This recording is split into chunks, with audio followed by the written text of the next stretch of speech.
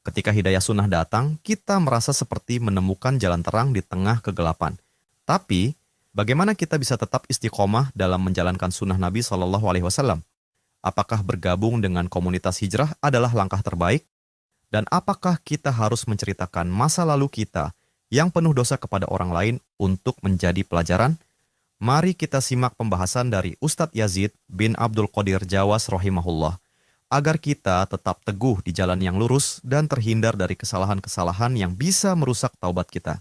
Ya, antum bersyukur antum bisa bertaubat kepada Allah atas semua dosa dan maksiat, dan semua kita seperti itu. Setiap kita wajib bertaubat. Jangankan yang tadi yang bertanya, saya dan antum sama, kita ini banyak dosa, kita wajib bertaubat kepada Allah. Karena Rasulullah SAW sendiri setiap hari bertaubat berapa kali? 70 sampai 100 kali taubat dan istighfar kepada Allah. Jadi kita terus bertaubat atas semua dosa. Dan Allah memerintahkan kepada orang beriman, wa tubu ilallahi jami'an ayyuhal mu'minuna la'allakum tuflihun. Taubatlah kalian wahai yang beriman semuanya agar kamu menjadi orang-orang yang beruntung. Jadi kita taubat, tetap kita harus bertaubat kepada Allah. Dan bagi antum yang baru hijrah, antum bergabung dengan kaum muslimin. Jangan bikin komunitas sendiri, jangan. Jangan bikin komunitas orang-orang yang baru hijrah, jangan. Nanti akan kembali lagi tuh nanti. Nggak lama tuh umurnya, nggak lama. Taubatnya nggak lama. Karena orang bertobat seperti dijelaskan oleh Imam Ibnu Qudamah Al-Maqdisi dalam kitabnya Mukhtasar Minhajul Qasidin. Ada orang-orang yang tobat terus di istiqomah tobatnya sampai wafat. Gitu.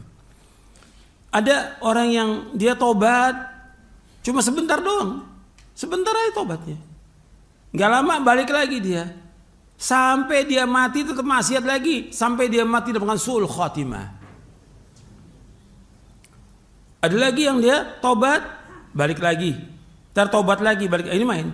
Kemungkinan dia untuk su'ul khatimah sangat mungkin. Gitu. Karena apa? Karena al-khawatimu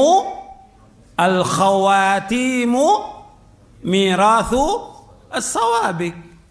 Bagaimana dikatakan oleh Imam Ibn Rajab Al-Hambali dalam kitabnya Jami'ul Ulum wal Hikam, bahwa akhir kehidupan seorang tergantung dari warisan sebelumnya, bagaimana dia berbuat. Maka jangan ceritakan perbuatan dosa itu kepada orang lain, jangan. Nanti antum nggak diampunkan oleh Allah, karena Nabi bersabda SAW dalam hadis yang sahih, kullu ummati mu'afan ilal mujahirin. Seluruh umatku akan diampunkan dosanya kecuali mujahirin. Mujahir orang yang menampakkan dosanya, menceritakan dosanya kepada orang. Dia malam berbuat dosa, ditutup sama Allah karena nggak ada yang tahu antara dia dengan Allah dia berbuat dosa. Paginya dia ceritakan, saya tadi malam berbuat ini. Ini orang nggak diampuni oleh Allah. Kullu ummati mu'afan illal mujahirin. Semua umatku akan diampunkan kecuali orang yang mujahir, terang-terangan dia berbuat dosa. Gimana terang-terangan? Nabi jelaskan, Nabi yang menjelaskan SAW. Malam dia berbuat dosa, paginya atau siangnya atau besoknya atau lusa diceritakan pada orang lain. Saya kemarin berbuat dosa. Tutup dosa itu, tutup. Jangan diceritakan pada orang, jangan. Sebagaimana kita berbuat kebaikan kita tutup, apalagi berbuat dosa. Tutup, jangan ceritakan. Saya juga heran. Ada ustadz yang menyuruh orang yang baru hijrah, coba antum ceritakan dong, gimana pengalaman antum. Loh, kok ceritakan pengalaman dia main musik, perjalanan dia. Ini kan kebodohan, ketololan ini. Gitu. Gimana kalau dia pelacur? Suruh cerita. La haula wala quwata illa billah. Ini bodohnya kuadrat ini ustadz ini. Karena ustadz artis, ya gabungnya dengan artis gitu. Nggak benar, tutup gitu. Sekarang kalau antum mau istiqomah, ya antum belajar, bergabung dengan kaum muslimin. Jangan bikin komunitas sendiri, jangan gabung dengan kaum muslimin. Ngaji Quran wa sunnah lah pahmi salaf. Udah ngaji. Jangan bikin satu majlis taklim bikin sendiri, nanti bikin lagi. Ini banyak majlis taklim juga. bukannya manfaat, banyak mafsadah. Mafasid katsirah. Itu. Kerusakan yang banyak. Gabung dengan kaum muslimin. Ini kalau saya mau cerita majelis taklim banyak dah. Dan saya sudah memberikan nasihat kepada mereka. Saya pernah cerita, saya pernah mengumpulkan majelis taklim untuk ibu-ibu berapa? 150 majelis taklim. Dan saya memberikan nasihat. Antum gabung semuanya yang bikin. Saya ingat ada 7 tahun yang lalu. Saya diminta untuk memberikan nasihat kepada majelis taklim ini. Saya bilang ya banyak-banyak, satu majelis 2 aja. Nggak mau ibu-ibu 3, 4 gitu. Berapa ratus yang hadir waktu itu. Saya bilang gabung. Buat apa bikin banyak begini? Ini kan kalau udah begini majelis taklim yang ada apa? Yang ada untuk bisa ada pengajian itu ada apa? Donasi, minta duit. Ini ngerusak dakwah salaf, merusak ini. Dakwah salaf nggak ada seperti itu. Dakwah salaf jalan dengan harta sendiri dan diri sendiri untuk memperjuangkan agama ini. Maka antum ngaji, tadi yang tanya itu ngaji, belajar bersama kaum muslimin. Jangan bikin grup sendiri, jangan. Ini kan banyak nih majelis taklim. Ada apa aja namanya macam-macam. Pakai nama, ada yang pakai bahasa Inggris. Apa stranger apa namanya lah. Apa nggak tahu dah. Pokoknya kok antum bikin pengajian seperti ini? Majelis taklim apa ini? Gabung dengan kaum muslimin, gabung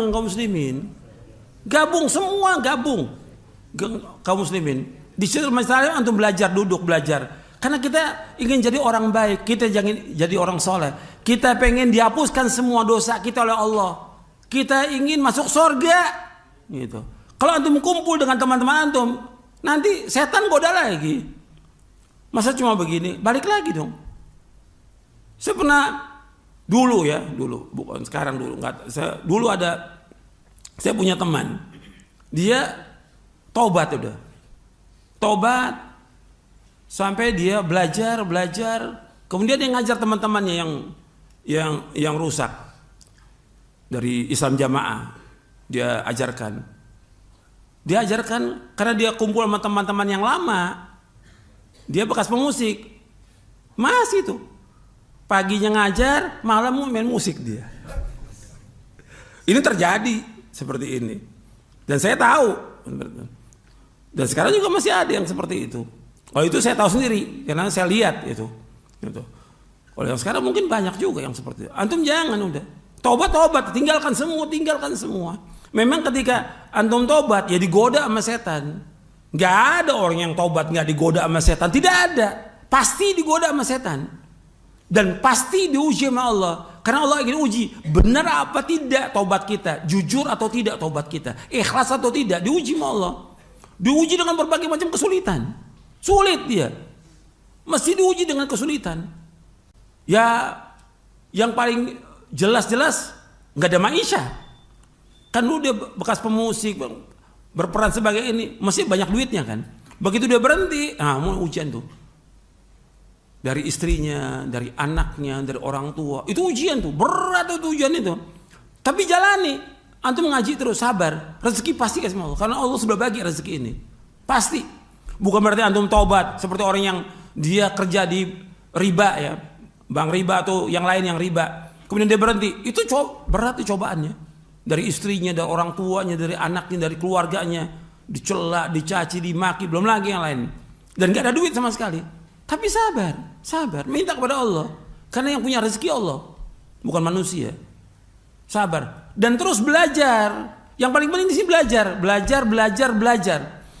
Antum nggak bisa baca Quran, antum belajar baca Quran.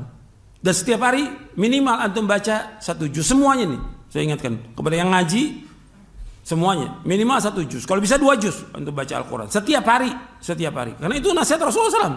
Suruh baca Al-Quran setiap hari 1 juz. Hatamkan setiap bulan. Kalau bisa 2 juz. Kalau bisa 3 juz. Terus baca buku-buku yang bermanfaat. Dan antum ngaji datang masa. Setelah itu amalkan. Semua karena Allah. Dan jangan antum taubat ini ingin seperti waktu antum berbuat dosa. Apa? Semuanya ingin diambil gambarnya. Kan banyak ini. Ustadz jadi apa? Artis. Kemana aja? Makan diambil gambarnya, jalan diambil gambarnya. Antum ini gimana? Kalau antum ceramah diambil, nggak salah. Antum menyampaikan ilmu. Tapi antum gerak, antum makan, jalan. Sekarang lagi makan, diambil gambarnya, disebarin lagi. Dilihat oleh semua orang, laki perempuan. Lihat. Ini nggak benar seperti ini. Jangan, antum tutup itu. Bahkan kalau perlu antum belajar lagi, mondok kalau perlu. Belajar Quran Sunnah Fahmi Salaf, mondok. Belajar agama dengan sungguh-sungguh dan untuk mengamalkan agama Islam ini. Karena yang paling penting bagi kita, bagaimana kita selamat dari azab Allah. Bagaimana kita bisa masuk surga. Itu tujuan hidup kita. Sudah tinggalkan semua. Biasanya kadang-kadang orang yang artis kan dia biasa manggung kan. Kalau manggung ingin apa? Ingin dilihat oleh orang. Nah kadang-kadang begitu tobat pengen juga dilihat sama orang. Ini nggak benar seperti ini. Udah tutup semuanya. Semua kejelekan tutup, semua kebaikan nggak tutup. Itu perkataan siapa? Imam Abu Hazim Salamah bin Dinar. Uktum hasanatika kama taktum sayyiatika. Itu disebutkan oleh Imam Dhahabi dalam kitabnya Syiar A'lamin Nubala. Uktum hasanatika kama taktum sayyiatika. Tutup kebaikan kamu sebagaimana kamu juga menutup kejelekan kamu. Jangan ditampakkan kepada orang kebaikan kita. Tutup semuanya.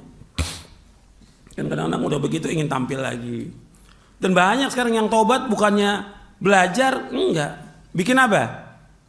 Kegiatan sosial, bikin ini, peduli ini. Antum enggak disuruh belajar. Itu. Ada lagi. Oh sekarang ini ada orang berikan amanah ini kita untuk menyalurkan zakat. Loh aduh masalah harta lagi. Ini antum bakal makan nanti harta kaum muslimin. Ini amanah, berat amanah. Biarkan aja ulil amri, jangan urusan antum, ngurusin begini. Antum ini tugasnya belajar. Udah. Dan ini saya ingatkan semua, bukannya antum. Saya sudah sampaikan pada pekan yang lalu. Hatta kepada ustadz, berapa ustadz. Hatta pernah saya ketemu dokter, saya bilang antum belajar. Antum gak punya ilmu, belajar. Karena itulah yang dianjurkan oleh para salafus saleh. Apa kata Abdullah bin Mas'ud radhiyallahu ta'allamu fa idza 'alimtum fa'malu. Belajar kalian. Kalau sudah kamu belajar amalkan. Itu nasihat semua para ulama. Bukan nasihat saya, para ulama salaf. Antum baca nih di buku ini. Menuntut ilmu jalan surga. Belajar gitu. Bukan tampil, bukan jadi ngurusin. Ini kan sekarang enggak, baru tobat sudah apa? Ngurusin ini. Tobat. Antum gak ada kewajiban, antum belajar. Itu urusan biarkan oleh pemerintah atau orang-orang umum. Karena antum ingin selamat. Jadi jangan setan ini membisikkan kalau udah tobat diangkat. Ada yang tobat sekarang apa? Tobat nih umpamanya dari pendeta atau biarawati. Tobat untuk belajar mengamalkan Islam. Tobat jadi apa sekarang? Penceramah, dia gak punya ilmu. Faqidu syai' la yu'ti. Orang yang gak punya sesuatu gak akan bisa menyampaikan. Ada cerita apa? Cerita tentang gereja, cerita tentang Injil. Apa manfaatnya buat umat Islam? Gak ada manfaat, sama sekali gak ada manfaat. Antum belajar tentang Quran wa sunnah, misalnya belajar. Ini banyak. Nah sekarang umat Islam kan awam, yang terbanyak bodoh. Udah dia kan gembira kan ada pendeta masuk Islam. Dalam zaman dulu biasa aja. Gak ada orang disambut, gak ada orang tobat disambut, gak ada. Sama seperti yang lain. Antum tobat untuk antum sendiri di hadapan Allah hari kiamat. Enggak ada orang tobat disambut. Suruh jelaskan, enggak perlu. Tobat diam udah, sembunyi. Mudah-mudahan Allah mengampuni dosa kita agar kita masuk surga dengan sebab itu. Enggak disambut, enggak ada. Gitu. Saya pernah ketemu orang dari LDI dulu ya. 35 tahun yang lalu dulu. Saya ketemu tokoh ini di LDI. Dia keluar terus dia bilang, saya ini ke lembaga dakwah nggak disambut. Nggak, dalam Islam orang taubat disambut. Antum udah banyak dosa nih. Antum ikut aliran sesat Islam Jamaah. Antum taubat kepada Allah Taala. Sudah urusan antum dengan Allah. Antum ingin selamat. Antum sudah nyesatkan banyak orang dengan ajaran antum. Taubat kepada Allah. Antum belajar lagi Quran dan Sunnah, belajar tentang salaf, kemudian antum amalkan untuk istri antum, anak antum. Antum cari selamat dunia dan akhirat. Jangan minta penghargaan manusia, jangan. Manusia nggak bisa menyelamatkan kita dari azab Allah. Siapapun kita nggak akan bisa menyelamatkan azab Allah. Nggak bisa. Hatta di orang yang dekat dengan Rasulullah nggak bisa menyelamatkan. Yang bisa menyelamatkan adalah Allah. Dan juga amal-amal kita yang saleh, yang ikhlas dan jujur dan ittiba kepada Nabi SAW. Sungguh, hidayah adalah nikmat yang luar biasa dan kita semua harus terus bersyukur atasnya. Tetaplah berpegang teguh pada sunnah Rasulullah Sallallahu Alaihi Wasallam dan jangan berhenti belajar dan mengamalkannya dengan ikhlas. Ingatlah, kita semua adalah hamba yang senantiasa membutuhkan rahmat dan ampunan Allah. Beristighfarlah dan teruslah memperbaiki diri. Jangan lupa, bergabunglah dengan komunitas kaum muslimin yang senantiasa mengajak kepada kebaikan dan menjauhi keburukan, tanpa harus membentuk kelompok atau komunitas sendiri yang bisa melemahkan semangat istiqomah kita. Tidak perlu menceritakan dosa-dosa masa lalu, karena yang terpenting adalah bertaubat dengan sungguh-sungguh dan tidak mengulanginya lagi. Dosa yang telah Allah tutup, jangan kita buka kembali. Berusaha istiqomah memang berat, apalagi di tengah godaan dan ujian yang akan datang.